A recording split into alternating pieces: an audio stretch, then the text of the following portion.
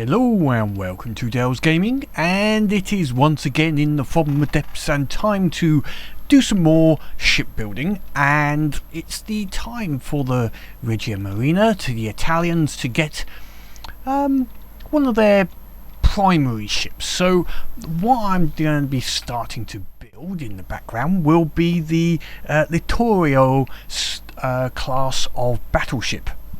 And I do class it as a battleship, not a battlecruiser. It was very fast, so it's getting close to the fast battleship design. But it was an interesting ship. Now, first of all, the aim of the ship is to take on the expert level in the lightning hoods, which means it's going to have to be protected against the big lasers of the Megawatt and the heavy missile barrage of the Cathode are the primary requirements. So I'm going to have to do a bit of work on the shield system. I'm going to have to work on them so that they're not using too much power. And on the power system, I'm going to go for a dual power system on this ship, I think. I was debating maybe batteries and having a turbine, but I might, because the original Littorio did have a suite of diesel generators in the rear of the ship for general use. So we're going to have a dual fuel system. Now we're going to have the steam, which is primarily going to be for propulsion, and we'll have the fuel engines, so we will need to keep two sets of fuel for this, which will purely be for the shields when they go on. I'm also going to look at armouring the hull against the missiles and torpedoes, primarily torpedoes, so we're going to have an anti-torpedo system on the armour.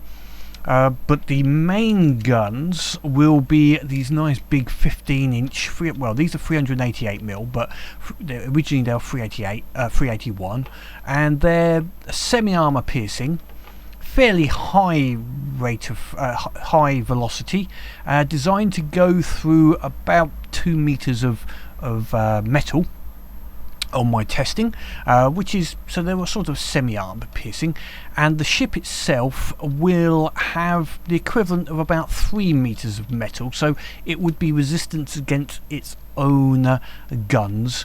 We'll then have some 6-inch secondaries and AA guns and lots of anti-missile defences, which is atypical for obviously a World War II ship, because they didn't have missiles, but actually maybe they should have, considering their history, which I'll talk about in a minute.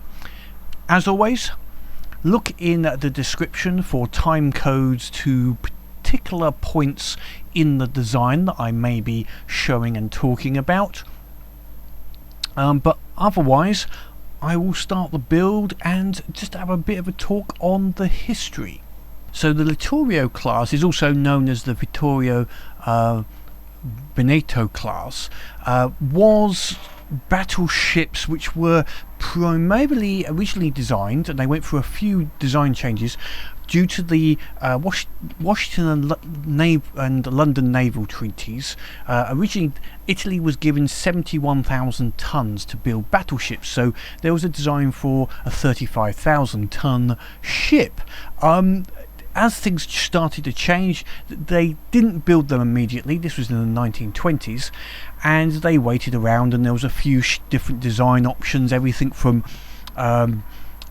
18,000 ton with 13 and I think 12-inch guns, similar to like the Graf Spee, and there was also a design that had the Littorio with 16-inch guns rather than the 15s. But anyway, the main design decision to actually start coming up with a firm design was in about the end of the 20s, 1928, when France had built the Dunkirk class, which had two quad 13.5-inch guns. So they wanted a fast battleship that could keep up and catch the Dunkirk class and outgun them.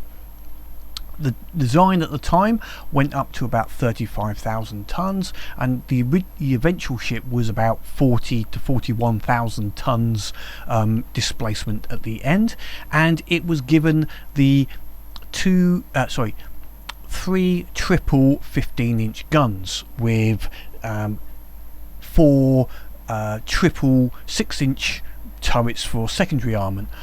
Speed wise, it was getting up to about 30 knots in trials, and that was when it had a very light load.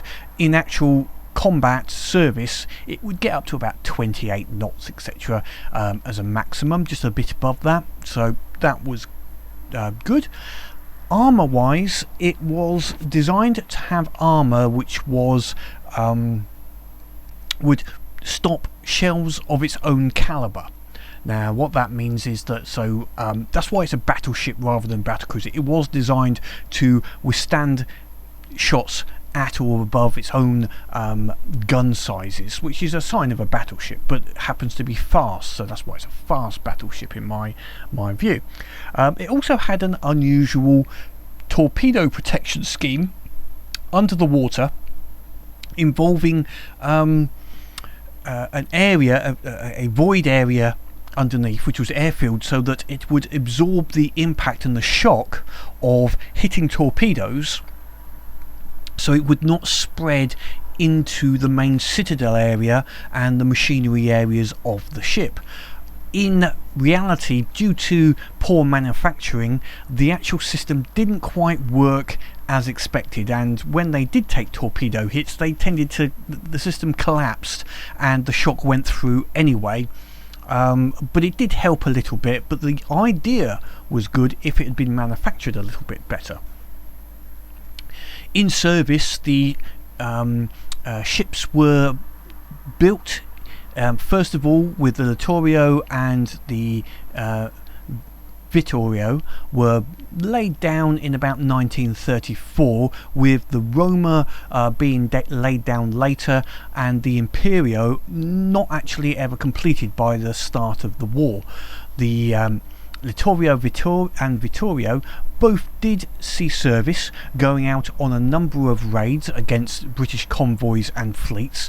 The Littorio especially did have some it had more combat experience and more combat missions, where it did actually engage British cruisers and destroyers on a couple of missions, but there was no major battle between the British battleships and the Italian. It was mainly just chasing convoys and more aerial duels between the two air forces, and a number of torpedo attacks.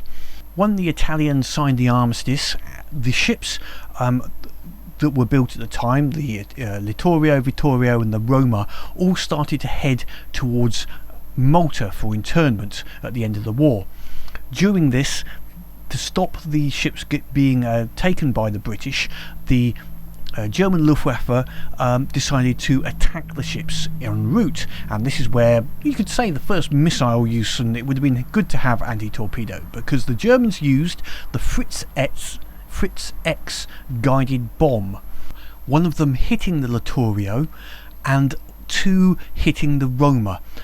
The one that hit the Littorio luckily went through close to the bow but did no serious damage, and it was able to hit Malta, reach Malta. But the 2 that hit the Roma, one went through and exploded under the keel, and the second one did penetrate close to the front magazine and caused a massive explosion which destroyed the ship. The 2 ships that did reach Malta stayed there until the end of the war. Actually, I think they were moved to another location near the Suez Canal, but never actually partook in any action until the end of the war. One was then given as reparations to the British Navy and one to the US Navy. So effectively they were actually eventually in the Royal Navy and the US Navy, but were scrapped later on once paid off the war reparations. Another interesting fact is that the Littorio design was looked at by foreign navies. Initially, Franco and the Spanish Navy were looking at purchasing a Littorio for themselves, but at the start of the war they stopped all of their own naval building at that time and decided not to enlarge their own ships for that period. Also, the Soviet Navy also looked at the Littorio design for their own Soyuz class battleships, but in the end what they used is the torpedo bulkhead system they used for it, which they gained through some espionage, but not the main design of the ship. And also the Dutch Navy also looked at the Vittorio Veneto in 1940s specifically to see if they could get the torpedo protection system for their own ships, due to the Dutch being taken over as part of the invasion of France by Germany. That obviously didn't go anywhere. So after putting in the main guns, the main secondaries, and also some of the AA secondaries into the ship, I thought I would have a look at the shells that are going to go into the ship, basically, for these guns. So let me just get to where I'm going to put the main armory, which is below B turret for the moment. We'll also put an ammo store at X turret, which is on the rear, and potentially have a couple of little ammo places around. But it's not hyperly heavily armed, but it's going to be fairly much under the water, so that should help. So first of all, main gun. Now I'm thinking it's 188mm, so 1, 2, 3, 4, 5, 6. We'll try 7, and the intention for this is to go through 2 layers of metal. So let me just get this sizing up. I think that might be a little too big. Let's have a look. As long as it's close, 6-meter rack. No, that's definitely too big. Okay, let's try that. That's going to be closer, and I can adjust that once I put some penetration depths, etc. That will reduce a little bit, I believe. So let's give this a go. So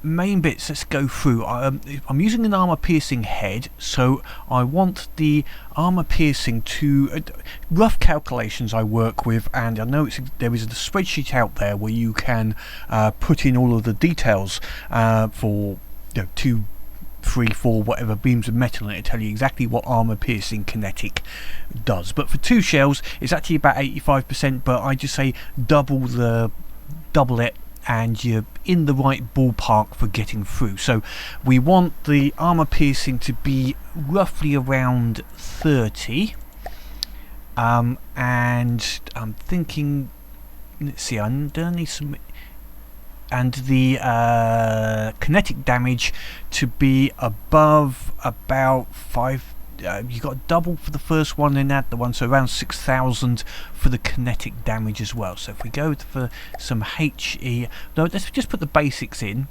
which I think will like this.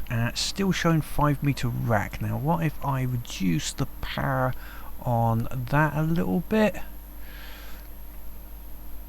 It's taking it down a little. Maybe I can put an EMP in there instead, and then a penetration depth after. Now the velocity's gone down quite considerably. Don't like that. Let's go for the penetration depth there, and we'll put that back to a gunpowder casing. So just had a thought, if I put a base bleeder on the back, that should reduce down. Yeah, that will work. Okay, now if I just take this down a little bit on the last powder, yeah, that works out okay. Nice 4-meter shell. Okay, now where are we with the other settings? So armor piercing 29, so that's just under 30, that's close. Kinetic damage 7,000, so it's above the 6,000 which I was looking for, and we still get a nice HE. So penetration depth, I'll go at 4 meters behind, or 0.1 should be about right, I think, for hitting. So that should explode just after a 2 meter with a nice little explosion behind, and that will be our main gun. So if I name that one to be 388 millimeter AP. Oops, let's take that out.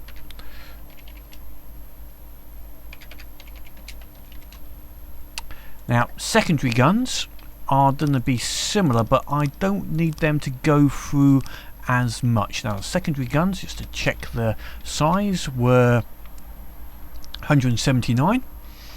So these I want them to go through, say, about one beam.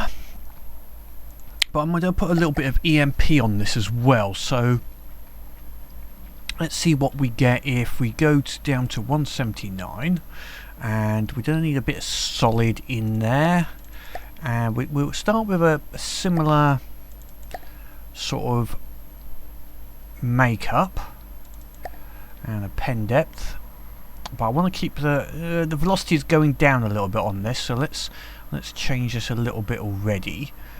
I want to keep the velocity up on this so it can go for the faster enemy vessels. So put a bit of EMP in there.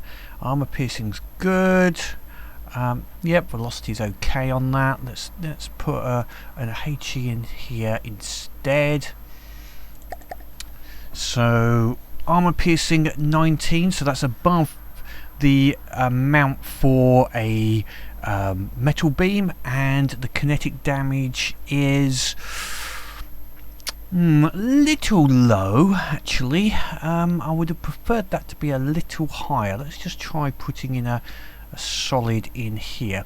Oh no, about 1800 is about, I think I'd want it a bit bigger. Let's go for a little bit more heavy here, so maybe put another solid in here.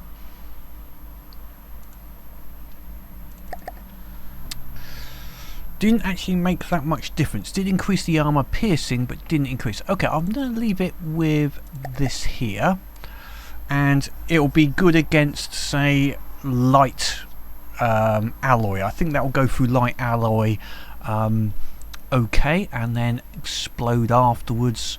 We'd use the 4, and this is going to be a bit higher velocity, so I say 0.8. Yeah, I think that will be as a semi-armor piercing round. I think that will work okay. So we just give that a bit of a name. It's also got the EMP. Some 79mm. That's to be a semi-armor piercing, so it's not. It's maybe only one block.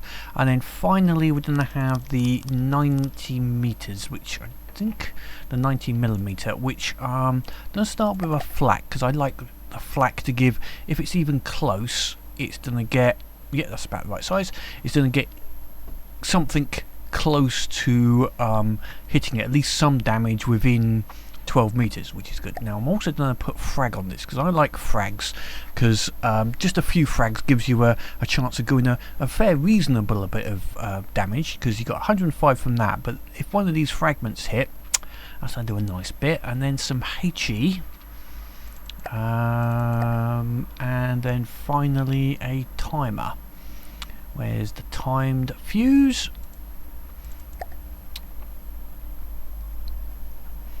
Velocity's a little low on that, I must say, possibly due to the head type, but if I use one of the other head, let's just check, make sure none of the others, let's just try a frag head. Oh, frag head actually does better, so put the frag head on the front. What if I put a flak behind it? Is it the flak which is causing the problem? Well, that's okay. That's okay. I'm gonna go with that. I'm not unhappy with that. So a timed fuse, 5 seconds to 3. I want this to go out to about 2000. So if I set this at 3.5 seconds, as in case it misses, that will be fine. Oops, and we'll rename that. So I've got a mixture of HE and frag. So HE is if it hits something, the HE I want it to do a fair bit of damage. My timers on the guns are going to be to explode after the target, so that it will try and hit and get maximum HE and frag damage on a hit if possible, but explode just a few meters afterwards, hopefully, and that way at least we'll get some HE and frag damage on them. That's the idea anyway that I have with these guns. So let's name these as well. 90mm AT, 90mm AA. There we go. Okay, I'm going to go and charge up the guns and then we'll see what it's like. So time for a little firing practice. So first of all, the main guns turning in quite nicely there. Firing a little low, we'll get about to the right level so they'll aim a little bit better.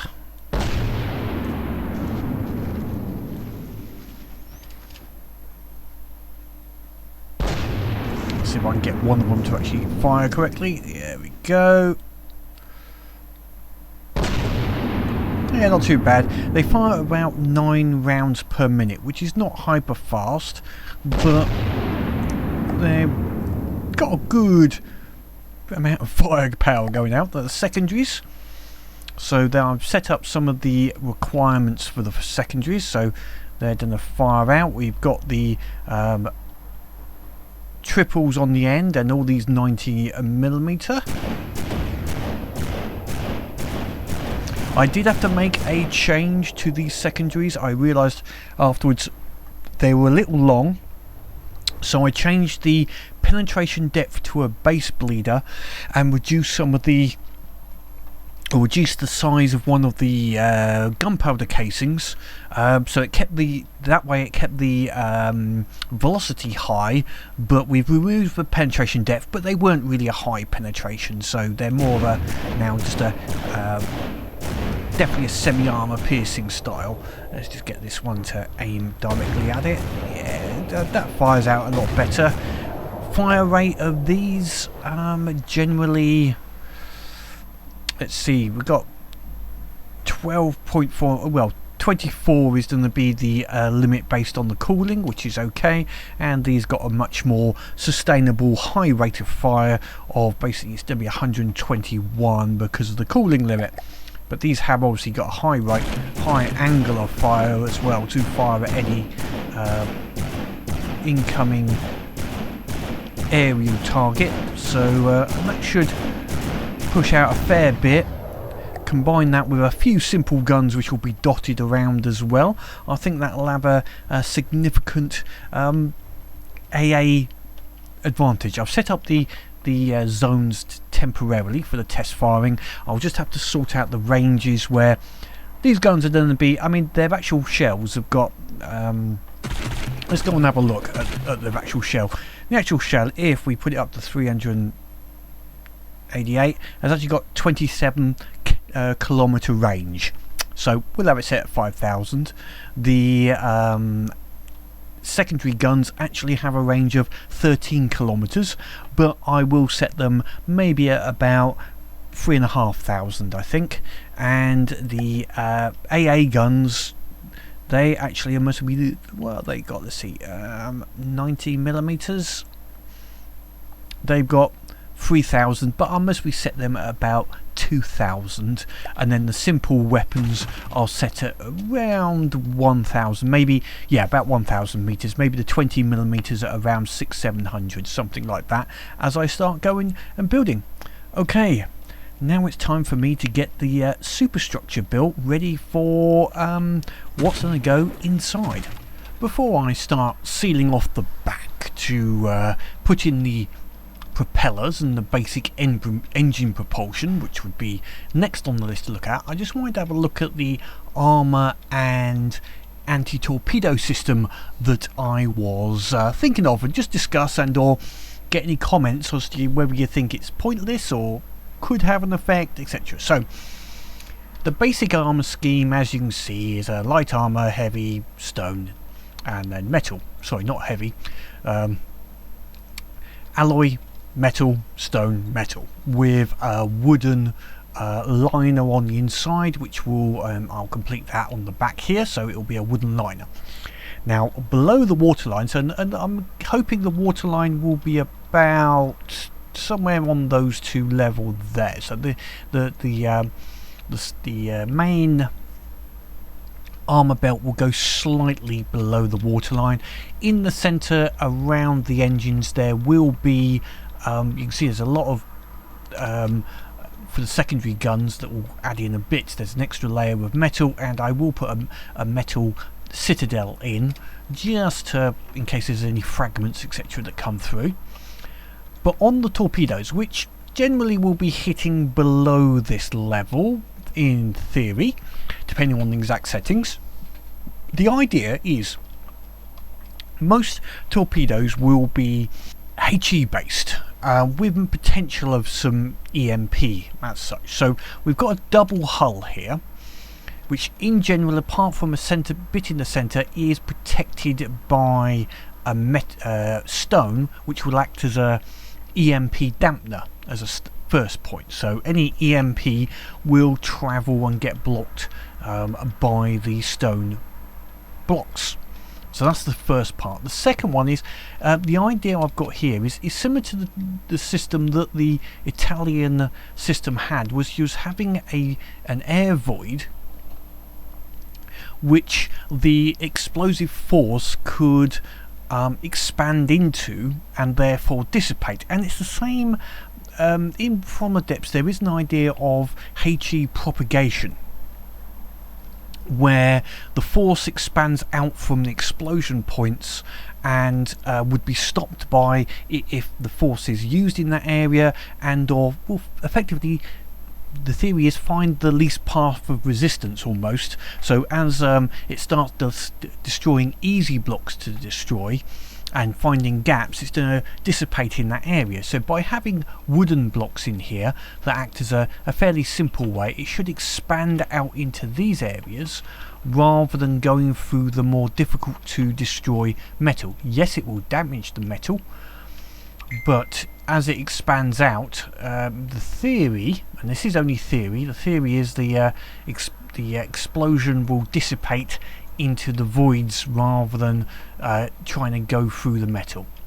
Don't know if that's I haven't really tested this. It's more just following over what the Italian ships actually did. There was this design, I can't remember the exact name of it. But your thoughts? Does the HE propagation work that way? I'm not 100% certain, but I'm doing it because it's fun and it feels interesting. These little voids will just add as a bit of a gap for any torpedo, so I think they still will work. I can fill them in with if I need any extra buoyancy, I can fill them in with some air pumps, and I get a buoyancy areas as well. Anyway, I'm going to be blocking this all off so I can put the propellers etc onto the back. But yeah, your thoughts on how HE propagation works in your experience? I say people's experience. Is it something that can be designed in to give interesting HE propagation results, or just ignore it and give it lots of stone? Hopefully this is also cheaper, because obviously I'm not having to fill this with wood, stone or anything, so that would be the other way, is to do a HE resistant system without costing too much. Anyway, on with more building. And it's taken me quite a while to get to this current stage of the build. It's relatively complete. Just now done a look at the engine system, and some of the reasons for the delay has been on getting the power system to work as I would like. Originally I'd said about having a dual fuel system, but that didn't really work out. I'll go into why in a bit, but what I've come up with is a steam and electric hybrid. So going down, primary propulsion, let's start with that. We've got the 4 propellers. We've got 2 inner propellers which have 7 reduction gearboxes on the steam with a nice large propeller on the back, and that is the main thrust shafts. These are primarily going to give most of the propulsion, and then these 2 side ones which mainly come on in combat, but they're the main purpose of these steam engines with 5 reduction gears will be to produce power for the shields. So going into the engine room, which is just below here. If I find it, here we go. So what I have set up is we've got, these are the inner shafts with the gearboxes. Now they've only got 1 piston on them, and they only go to 1 boiler each, and we'll go look at the boilers in a minute. And the I would say the reason for that is I didn't need more, because they're not gonna, there's no redundancy, we're not going to share the boilers, they are just 1 boiler, 1 piston. 1 piston also does speed up the most compared to multi-piston designs, but a little bit it slightly gets more affected by the amount of power that gets sucked out of it. If you looked at my previous video, I'd said about when you use steam, because at the moment, and I believe I read something that they may change this, make this a switch. At the moment, a gearbox shares its power between the rotational speed for the propeller and the power going to power other things. And it's a problem because as power is required elsewhere, it basically slows down your propeller. Now the outer ones, which are more about producing power for the shields, have this unusual. They've got 2 large propellers, 2 large pistons, sorry, which is joined up to the gearboxes, and that's producing the motive power, so it's going to the propeller, but that power is going to be sucked out as other power is required, which is fine. It's got 2 which get slightly less affected, but it's still. Then it's also got a couple of small steam pistons, so it's got 2 small pistons. Now what this means is the steam pressure gets shared, 50% goes to these 2 and 50% goes to these 2. I could do 1 and 1, I just was mucking around with it and stuck with 2 and 2, just no particular reason, to be totally honest, other than that's the way it's been left, and I had enough of testing. So this then drives a whole load of, well, 4 in this case, generators, and you could increase this, and these are generally just going to power up the battery, so a lot of energy will go to powering the battery, which is the primary focus of this particular piston. Now I could increase this, put some more on these, and why am I using small generators? I have put this in as a bug actually, but small generators produce more power per resource burnt than a large or even a huge. They actually produce less power, and I also found that it's quicker to have a multiple to charging up batteries. It's better to have multiple generators on a piston. It is a diminishing return, but it is more efficient to have more generators. Slightly, not I say slightly. It depends on many factors, but generally, if I want this to mainly do batteries, I have multiple generators. I found on my testing it seemed to be heading that way. So that's the engines. Now boilers. We've got 2 boiler rooms we're using they're absolutely huge boilers for maximum efficiency, and because these take a long time to get to pressure compared to the other size boilers, I am using boiler auto-regulate target pressures rather than a burn rate control. Now you'll notice these burn rate controls, it's constantly moving. I wish they'd put in the system put some sort of PID or something on there which would just smooth that out a little bit. It'd be easier to see what actual pressure it's actually using. I don't think it needs to quite change quite so quickly. I don't think that's as efficient as burn rate control, but this does mean it will speed up as the power is as you need to change. It will go to full burn if necessary, which is very inefficient to get up to speed, but it'll get there quickly. So we're going for acceleration, getting up to power as quickly as possible rather than just purely efficiency.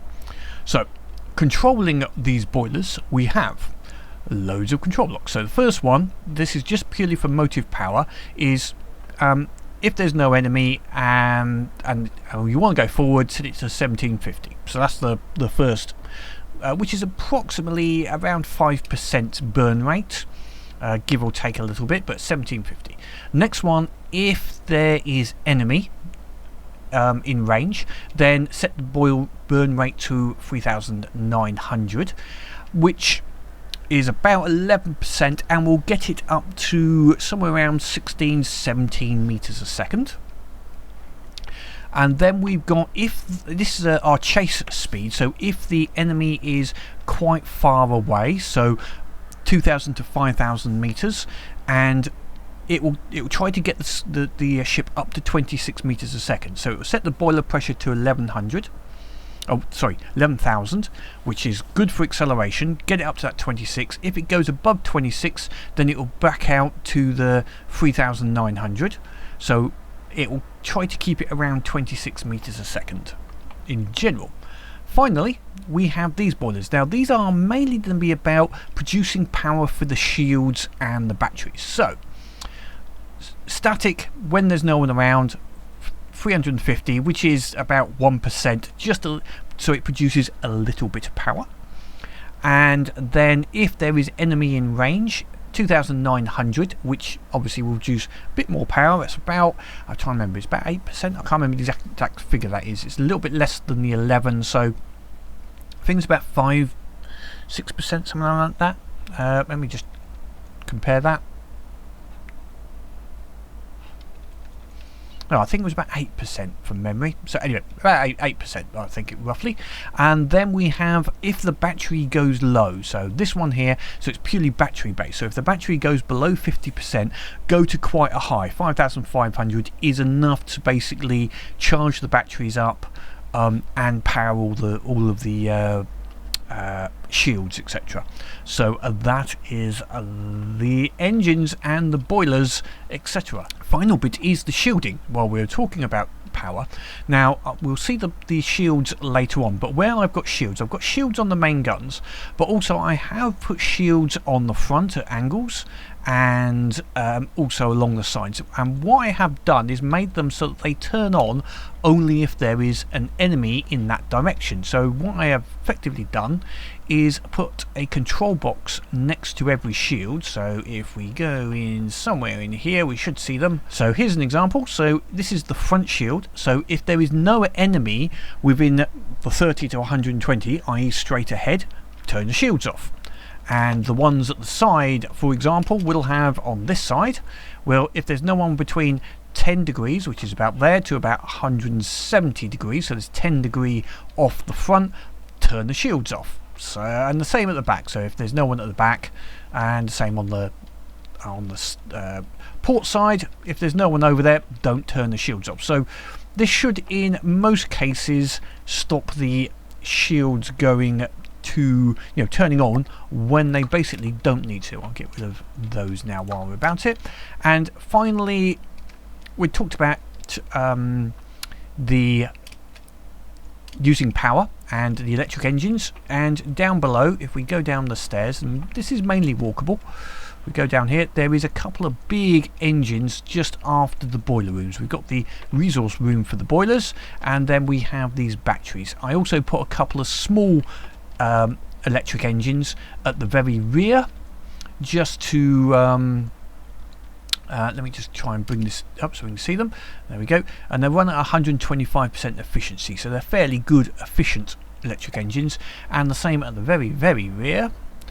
If we have a little trail through, there we go. I've got a couple here just at the back, slightly smaller ones, just to in case the front ones get damaged, or just to have a little bit of redundancy. And these are very efficient, but relatively small. So for those that skipped straight to this point, this is fairly much the finished ship for the moment. I think I've tried to keep relatively close to the original design, at least shape wise. Its water level is about right, a little low at the rear, but nothing too off where I was hoping for. Build-wise, we have the triple guns. So these are the triple 388mm, slightly larger than historical, but yeah, they fitted in with the shell size I was after. And then we have the 4 triple guns secondary weapons, 179mm. And then we have these fast rate of fire 90mm guns, which are the primary AA guns used on the ships, and there's various secondary weapons from AA guns to some pom-poms for 40mm boffers. I call them pom-poms, I'm used to the UK side, but 40mm boffers, and also 20mm effectively Oerlikons, and plenty of missile defences, because the main target for this, one of them is a big missile thrower. Other little bit cost wise, this is very expensive, 524,000 resources points, but this is a end ship for the Italians. This is a big ship, and the one of the ships it's up against is 480,000 resource points. The Cathode is a big enemy ship, and also the Megawatt is, I think, near 300,000, 280,000, 300,000. So it's not unexpected for it to go up, to have a big resource points. The ship is mainly walkable. From the bridge here we can go down and then outside, or through to here and then downstairs into the main AI room, and down through to the boilers and the engine room, or forward into the main armory where all of the missiles and ammo is stored. Currently we do have some ammo makers, but we'll mostly replace them with ammo in the future when the new changes come in. So that's the basic look and design. So now for some combat testing. So it was going to be up against expert ships, so we'll first of all test it against the Megawatt, which is about I think a 284,000 design from memory. So we'll go up against that. Now we can see the shields coming on here. I haven't set them down, but they are side based, so only this side shields have come on for the moment, because we don't need the other side. It's got up to 16, 17, 18 meters a second, which is its combat speed based upon distance, because we're a little bit further than 2,000 meters. It would like to try and get to around 2,000 meters in general. And the secondaries are firing as well.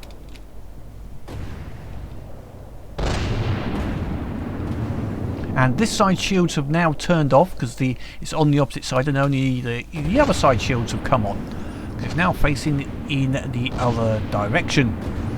Now we are getting close now, so I would expect it to try and go for a broadside soon. And we've got some flares coming out because obviously it's detected some missiles. It's getting a little closer than I would have normally liked, but it is turning to the broadside now finally. And all the guns will soon be able to fire, and these semi-armour piercing shells are doing a fair old good job here, I think. Some of them are over penetrating actually on cases here, but they are exploding inside. Yep, and they do a fair bit of damage when they explode inside, which is the main idea. And it's 2 damaged, so that's the guns now sort of stopping firing, and they will start to reload. We didn't use reload's fairly good on this. It doesn't it takes quite a while for it to go through all the ammunition. Now I'm going to turn off, just as a test here, I'm going to turn off giving materials so we can see how many materials it starts using. So we're full up now.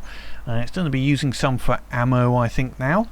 and we're going to be going down in speed slowly because the engines will now have gone back to their cruising performance level because there's no enemies in range. So we're now back at our cruising speed. Resources is going down slightly for the cruising speed usage, about a resource every couple of seconds, and our ammo is at fully reloaded everything, and now we'll go up against the Cathode. Now this is a more difficult enemy. Being a flying enemy, it's not ideal for this ship. We aren't set up really for flying ships. We are more aimed at sea vessels, but the main weapons will fire when this Cathode goes a bit low, which is handy. But the Cathode has a very large missile damage potential, alpha strike, once it gets quite close, and it launches the missiles when it's quite close, which doesn't give us very much time for our anti-missile systems to cut in. And sometimes it just gets in there quick enough to destroy enough of the ship. So there is a certain level of luck involved, and our main guns are still firing and they're doing a good bit of damage, so hopefully that will knock it out. And our AA guns hopefully will also, they are firing in there as well, getting a good, hopefully some damage. Now those missiles are coming in, as you see there, and luckily they went for the decoys. So on that first initial run, if they don't go for the decoys and they go for the ship, I've had the ship take quite a bit of damage from those missiles. But if we manage to survive the first pass, then the weapons will do a fair bit of damage against the Cathode. So yeah, give it some good what should we say, anti-missile potential against it. We can launch our anti-missile interceptors and also the decoys, and plus the main guns etc. are getting that nice little bit of damage in there.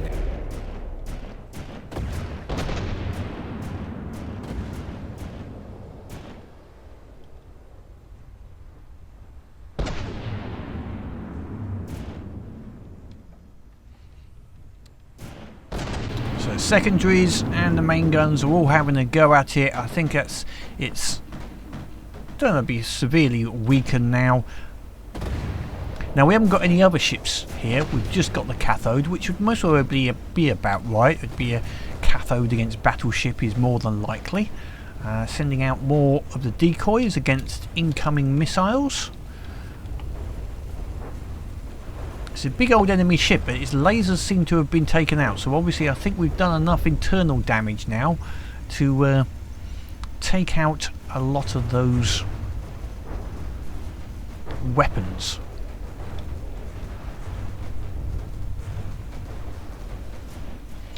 It is still dropping out some torpedoes, and we do have a few anti-torpedo, but they've got taken out. But our anti-torpedo bulges are working, in that I don't think we got anything going to the inside. It's only taking out external torpedo bulges, for want of a better word, at this moment.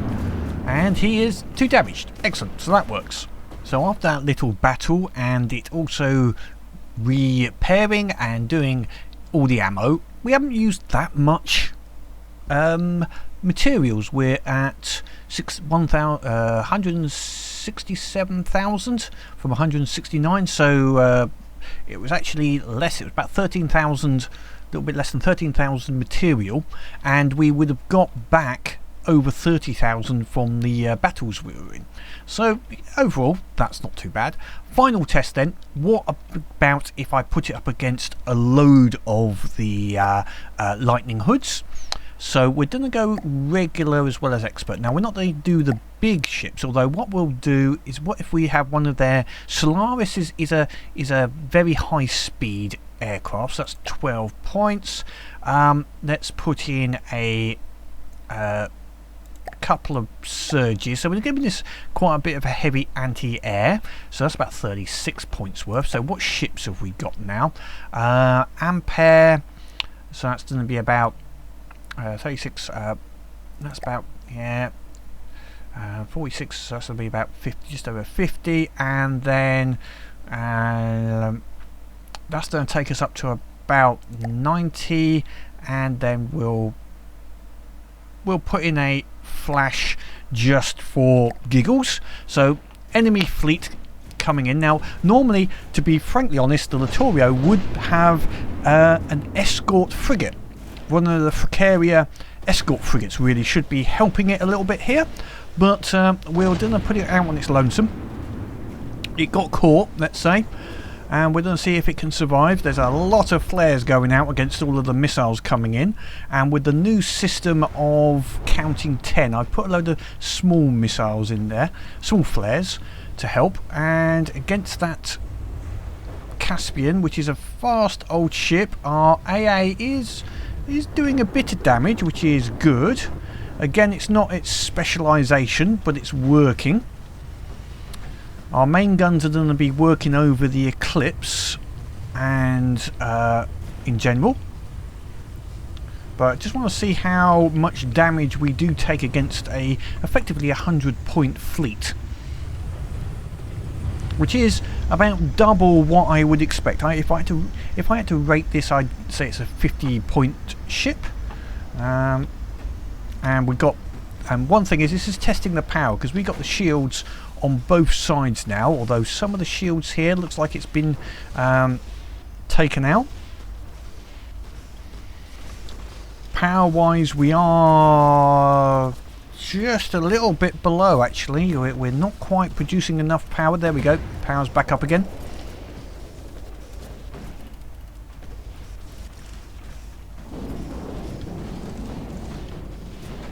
How are we doing? We are still firing at the enemy, although that rear turret seems to be having a bit of a problem. I'm wondering if the rear turret actually did get taken out in some way. It seems to be, oh yeah, okay, rear turret did get a big hit, and we are seeming to be having a bit of a list here. Let's see if we've taken some damage underwater, just to see where the failure is. No, it looks actually okay, to be frankly honest. Can't see much damage there. I think that might be just due to turning. In the turn, it does, if it's doing a heavy turn, it does list over a bit. So that rear turret's gone totally now.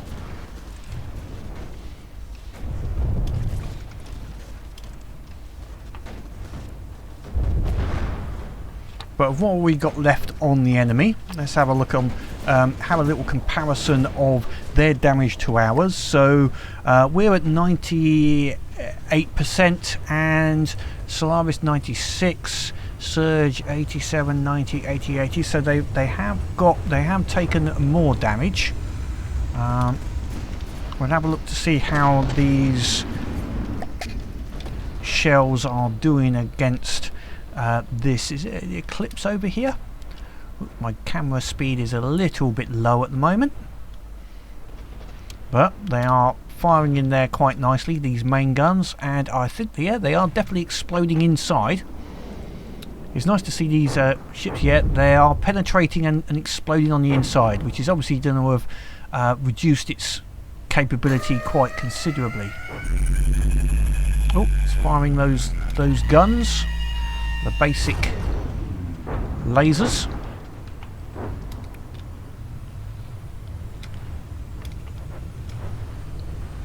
And the AA guns are still doing a pretty good job, I think, against the surges. They're not EMP, they are fragger based, HE and frag, so they should work against multiple ships. I think some of these might even start shooting. Oh no, they're going against the Solaris.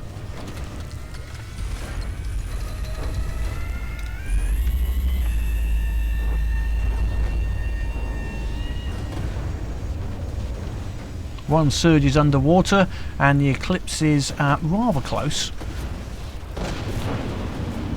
But the rear turret's actually got rebuilt and I'm looking at our resources. We're at 9,500 considering, so we did use a lot. We started it somewhere around 17,700, so we have used a lot, and I think that's partially because of that rear turret having to be rebuilt.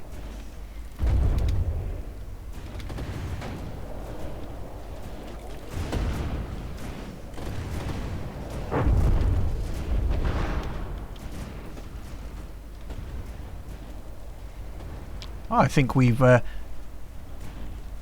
didn't survive this. I think we've taken a little bit of damage, but nothing too drastic, shall we say. So the last enemy ship has despawned now, and the resources is down to 109,000 from 167. So we've used about 57,000 resources in total in that match, and we have recovered some from what we've destroyed, and there is another about 28,000 resources not picked up from enemy ships.